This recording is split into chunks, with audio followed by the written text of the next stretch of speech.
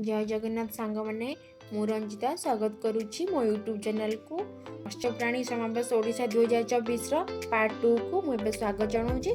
चलते एवं आम देखा चितल माछ बा विभिन्न प्रकार रंगीन माछ ता सहित लोक मैंने किपरि भाव में धान चाष सहित कदली चाष ता सहित माछ चाष किपरि भाव में करुँच। तो ये चलते आम वीडियो माध्यम देखा।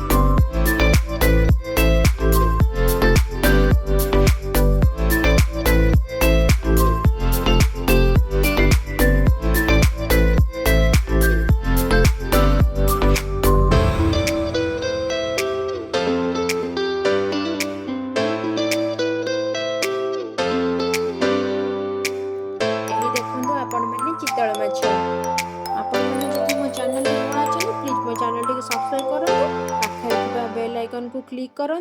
मो नेक्स्ट वीडियो रे एही समावेशर पार्ट 3 आसुची जो आमे देखिबा गाई छेली कुकुड़ा किपरि भाव में पालन करा जाउची। मु रहुची नमस्कार।